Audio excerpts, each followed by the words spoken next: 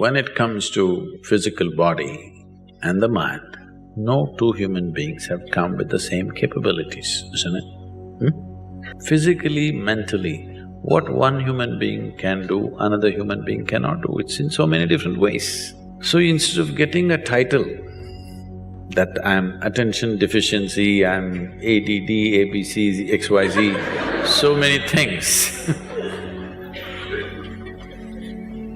the thing is how to maximize who you are, isn't it? You have attention deficiency, but I had another kind of problem. I had too much attention. If I pay attention to this one, I can't shift my attention to this, I'm just looking at this only for hours. That also people thought is a problem. People thought it is a problem, he's just looking at one thing all the time. I remember this situation so well, it was so insane. You know, my father is academically excelled all his life, but unfortunately, he produces a son like me, who has no concern about academics of any kind. So he thinks he's a very strict disciplinarian, and evenings, 7 to 9, every day in the evening, we must all, the 4 siblings, all of us must study textbook. I pick up some textbook because it doesn't matter for me what, and I open somewhere. I don't care which page, I just open some page, and I find some small speck on the page, a tiny speck, some flaw in the paper. I just look at that, that's about it. It just grabs my attention in such a way, I just sit there 2 hours just looking at this speck. I don't read a single word, but I never looked up and looked here and there because it really held my attention. 2 hours I'm just looking at the speck because there is so much in a bloody speck, you know? There's an entire world in a speck. People have spent their lifetimes looking after a microscopic molecular an atom, isn't it? Speck is much bigger than an atom. So, people thought I was going crazy because I had too much attention. So, don't go on labeling yourself this and that. Who decides you have attention deficiency? Is there some standard, how much attention you must have? Or how much attention you must get?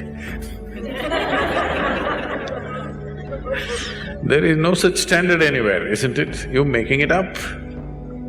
The problem is, right from childhood, children are labeled and they are supposed to carry this label for the rest of their life. What level of attention you have at 5, what level you may have at 6, at 7, at 8, at 15 or 20 can be entirely different. Haven't many of you evolved through this process? Huh? Haven't you? First day school you couldn't figure a damn thing, maybe later on you did well. Or maybe first day you looked like you understood everything, by the end of the year you did nothing.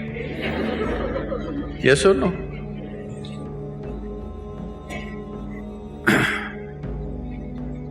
You're a young man, there are girls in the neighborhood. I'm a mechanical engineer, so… No, that's okay. I'm a mechanical engineer. Are there girls in the neighborhood, I asked? No, engineers generally tend to have neighborhoods which do not have a lot of girls, so…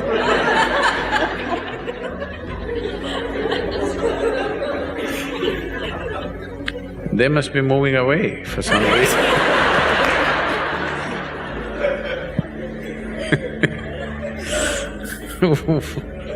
Where does this come from, mechanical engineer? Mechanical in the head.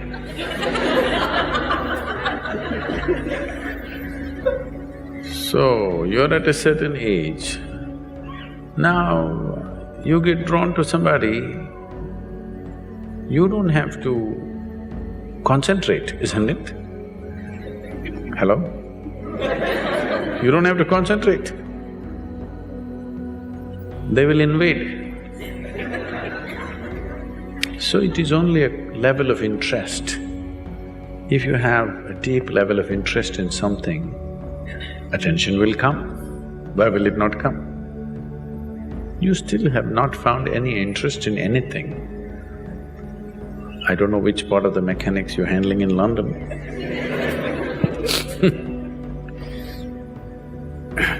I heard the clock is not working.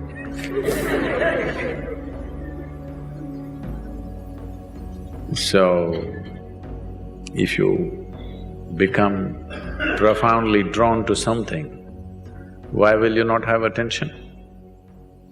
Attention will come. Do I have as much attention as somebody else? Maybe not. I never had any attention for what was happening in the classroom, because I didn't find that interesting. But my attention was in all kinds of things. Does it mean to say I have attention deficiency? No, I'm not interested in what they're putting up on the blackboard. That's all. So right now, unfortunately, all the girls have moved out of the neighborhood. So you have attention deficiency.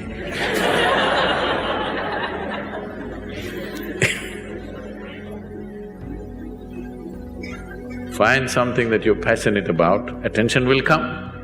Why will it not come? Not necessarily what I said, just anything.